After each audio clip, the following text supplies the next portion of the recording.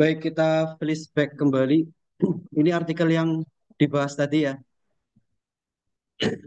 Information Technology Resource, sumber daya teknologi informasi,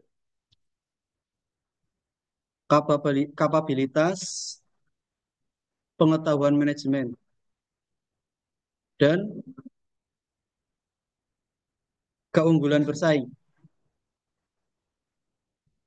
Peran moderasi, komitmen sumber daya. Dalam memahami jurnal-jurnal internasional seperti ini, kita perlu menangkap kata kuncinya. Ini jurnal internasional terindeks Scopus. Ibaratnya kalau di kampus kita ada nulis yang publish kayak gini, nggak perlu nulis tesis.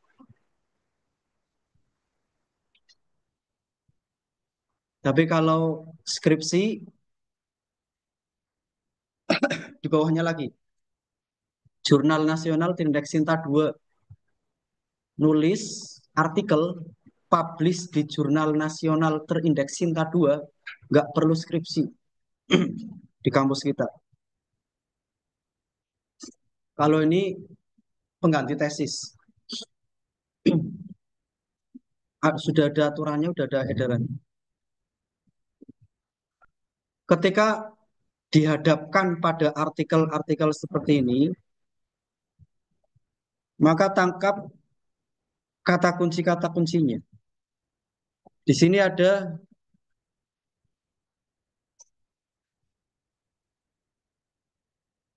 sumber daya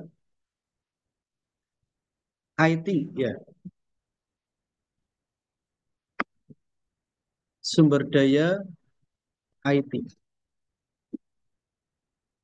Judul jurnal seperti ini berisi variabel yang diteliti. Setidaknya ada 3 variabel: sumber daya IT, kapabilitas pengetahuan manajemen, 4 malah, keunggulan bersaing, dan komitmen sumber daya. Tadi ada pertanyaan yang menarik. Peran moderasi komitmen sumber daya itu gimana? Posisinya di mana? Ini kalau belum melihat modelnya, dari judul itu bisa kita gambarin, bisa digambarkan sementara. Sumber daya IT, sumber daya IT.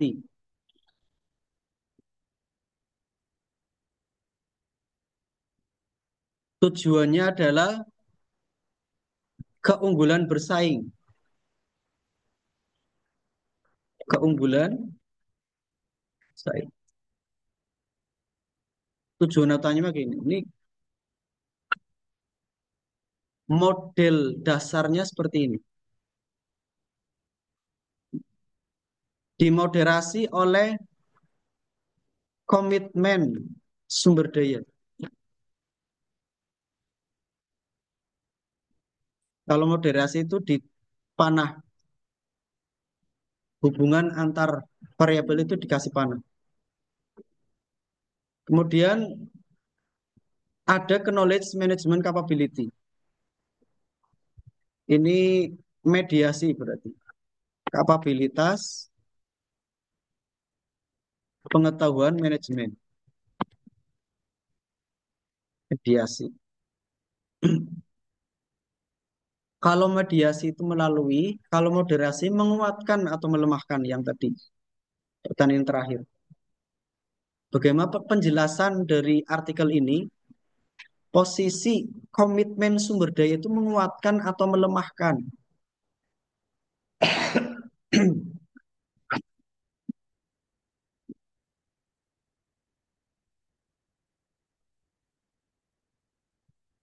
Teori yang dipakai apa?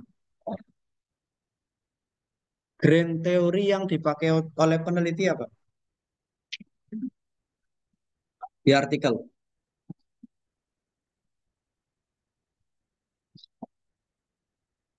Ketika menulis penelitian, maka harus di backup grand teori.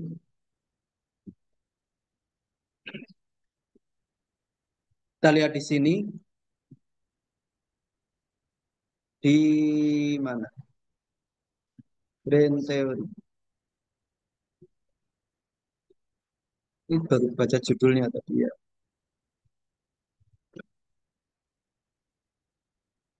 Ada yang nemuin kata kunci teori yang dipakai.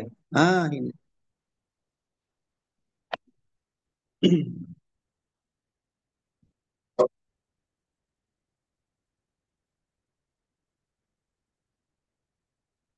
RBV, tahu nggak RBV? RBV itu singkatan dari Resource Based View. Resource Based View. Ini teori. Satu dari sekian teori yang sering digunakan oleh peneliti, penulis jurnal-jurnal internasional. Ada knowledge based view, KBV, ada resource based view. Resource based view, pandangan pola pikir berbasis sumber daya. Resource based view. Kita kembali ke judul lagi, biar gambarnya jelas. Resource based view itu membackup variabel sumber daya IT. Resource based view itu membackup sumber daya. Jadi perusahaan itu punya sumber daya apa, manajernya harus memiliki pola pikir berbasis sumber daya. Misalkan kampus kita itu sumber daya udah luar biasa. Atau Indonesia, wis. Indonesia itu punya sumber daya yang luar biasa. Bagaimana pola pikir manajer, pimpinan itu bisa memberdayakan sumber daya yang ada. Nanti di riset ini kan ada SDM IT gitu kan? Iya. Terus apa lagi? Kelompok yang tadi maju. Relasi ya. Relasi IT, terus infrastruktur IT. Jadi perusahaan itu punya SDM IT, punya infrastruktur IT, punya relasi IT. Bagaimana manajernya itu bisa memberdayakan itu. Resource based view, teori itu, filosofinya seperti itu. Perusahaan, negara, mungkin kampus kita punya sumber daya. Bagaimana pimpinan manajer bisa memberdayakan sumber daya. Itu peran moderasi komitmen. Komitmen pimpinan, komitmen manajer, memberdayakan sumber daya yang ada. Kalau nggak komitmen, berarti lemah, melemahkan. Melemahkan, KB itu apa tadi ya? KB apa? Itu apa? Keunggulan bersaing, competitive advantage. Kampus kita punya keunggulan bersaing nggak dengan kampus lain? Negara kita punya keunggulan bersaing nggak dengan negara lain? Perusahaan kita punya keunggulan bersaing nggak dengan perusahaan lain? Kalau pimpinan manajernya itu nggak komitmen memberdayakan sumber daya, ya lemah keunggulan bersaingnya. Tapi kalau pimpinan manajer kita memberdayakan secara optimal sumber daya yang ada, ya memperkuat keunggulan bersaing. Dan itu dimediasi oleh pengetahuan KPM tadi itu. kapabilitas pengetahuan manajemen. Kita cek di gambarnya itu persis. Ini di antara bagusnya artikel ini. Ada variabel moderasinya, ada variabel mediasinya. Saya hapus dulu ini.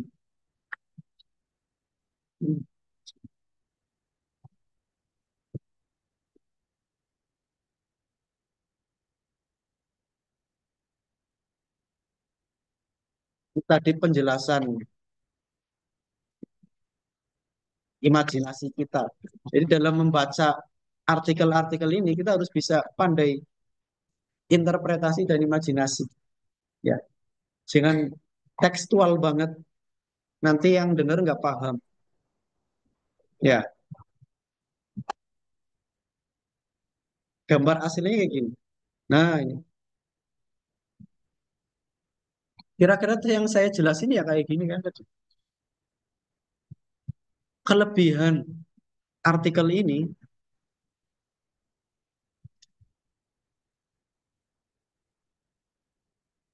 dia ada variabel mediasi. Ini namanya variabel mediasi. Variabel perantara. Sumber daya IT, kalau pengetahuan manajemennya, kapabilitas dari knowledge manajemennya manajer nggak bagus, ya nggak bisa memberdayakan. Sumber daya IT akan berpengaruh meningkatkan keunggulan bersaing melalui kapabilitas dari knowledge manajemen pimpinan, manajer, dan sebagainya. Harus melalui itu. Contoh yang lain, artikel yang tadi dibahas.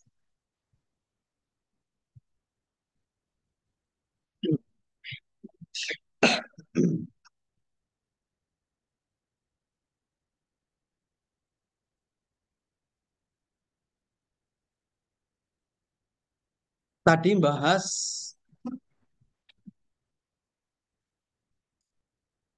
ini tahu nggak singkatan-singkatannya? Nanti ada kelompok ini kan tadi, nanti ada kelompok yang bagian ini.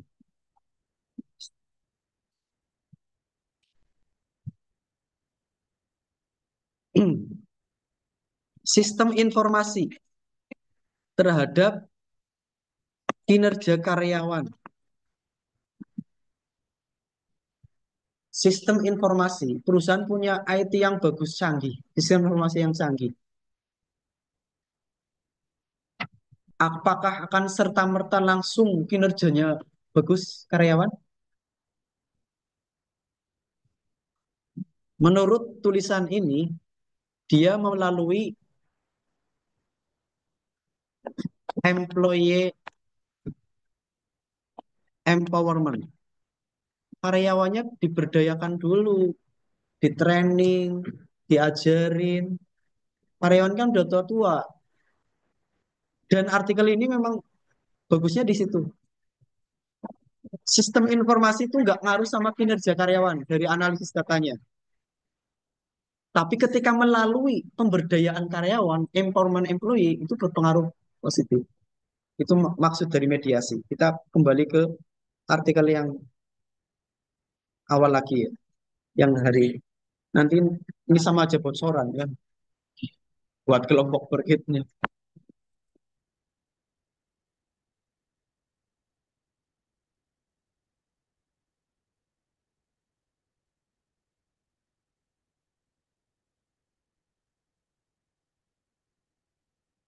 Kembali ke artikel ini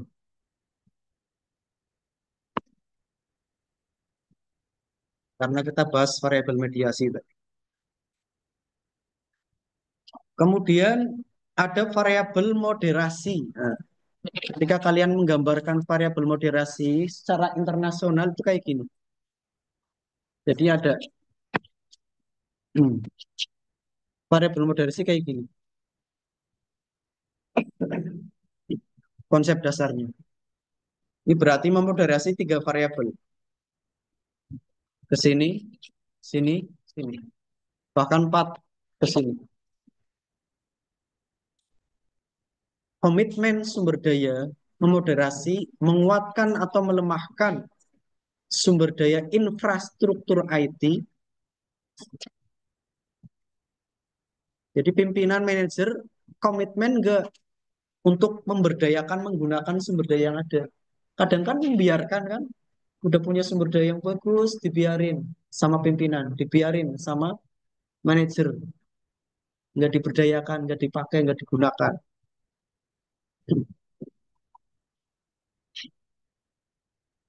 Itu nanti hasilnya udah disampaikan oleh kelompok satu kan tadi. Apakah memoderasi atau tidak, menguatkan atau tidak. Resource based view, posisinya dia membackup variabel ini. Pandangan berbasis sumber daya. Ini posisi teori. Nanti kalau nulis skripsi atau nulis artikel harus jelas posisi teori yang digunakan.